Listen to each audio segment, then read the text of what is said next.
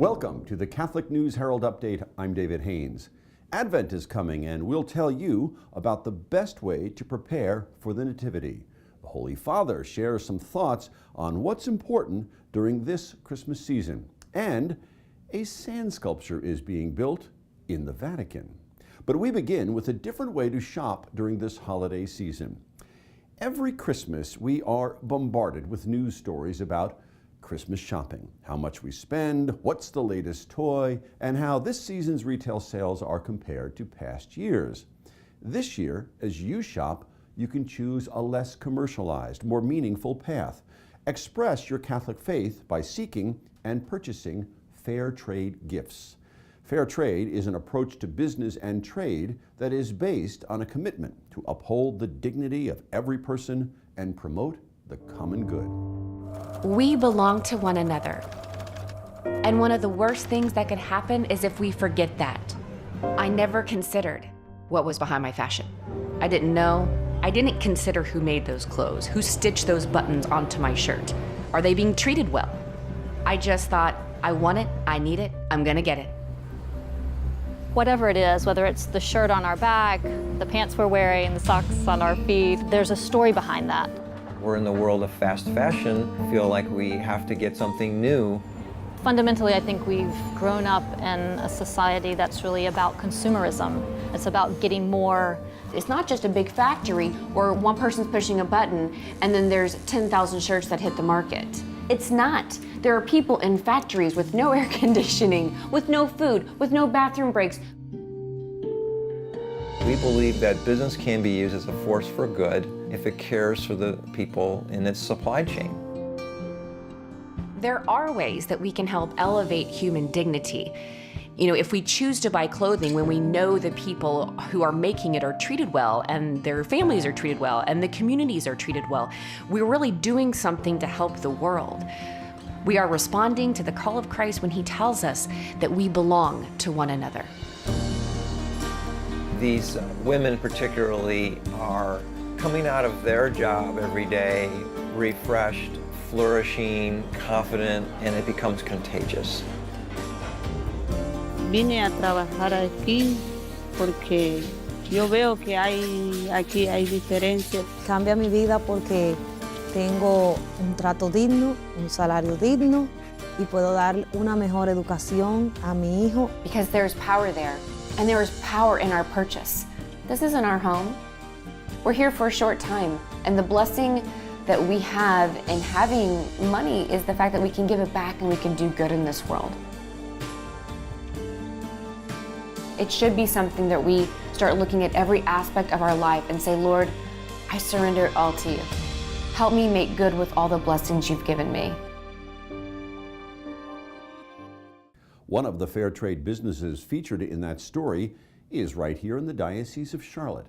Opportunity Threads in Burke County is a cut and sew operation that creates handbags and apparel. In 2012, it was a recipient of a grant from the Catholic Campaign for Human Development. Since then, it has expanded its workforce by an additional 10 people and even sponsors a scholarship program in Guatemala.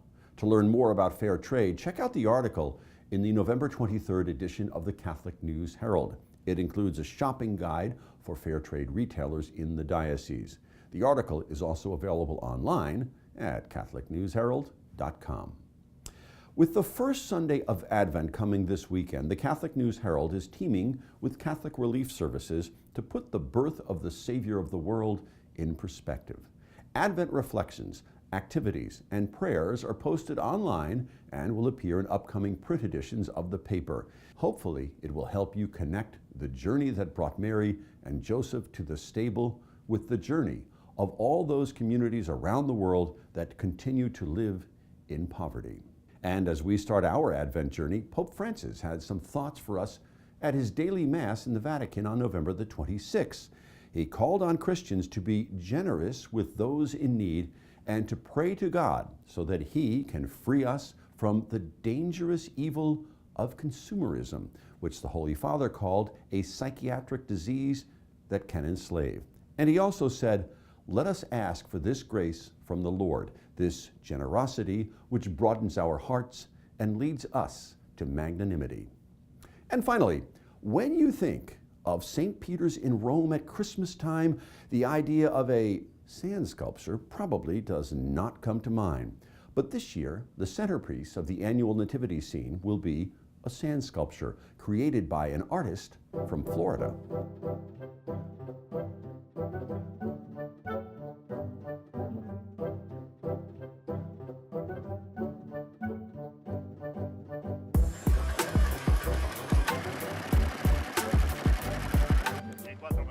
I'm the artistic director for the Sultans of Sand and the owner.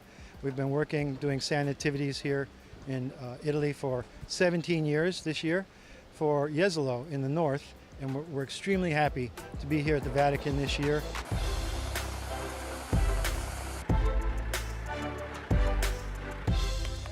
Technical coordination is the biggest challenge. Doing the work itself, myself and the entire team is very well versed, so it's hard to throw us a curveball. We've been using a special blend of Jesolo sand for so long that there's no question about the integrity of the piece. Technically, structurally, it's always going to be fine.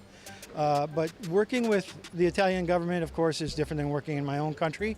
But then with the addition of working here in the Vatican, all the particulars we must be mindful of and sure to do correctly, it adds another element. Really, the only difference that separates us as professionals and people that play on the beach doing it is that we understand the basics of why sand sticks, or more importantly, why it doesn't stick, than the average person does. The sands need to be able to hold enough moisture or have other fines in it, silt, organic matter, etc., to be able to be a good sticking sand. And Jesolo certainly provides that. But then the way to compact it together so that when we sculpt it, it'll stay in its shape and dry like a mud pie in the sun, cakes. This is important. So when we finish this sculpture, it can last indefinitely as long as it wants to be left on display. What exactly will it look like? Well, you saw the angel Gabriel, and the artist promises that it will have everything you would expect in a nativity scene. Think of Mary and Joseph, a donkey, maybe a sheep or two, but we won't know for sure until the sculpture is unveiled on December the 7th. Naturally, we will have the completed sculpture for you to see on the next edition of the Catholic News Herald Update. Until then, I'm David Haynes. God bless.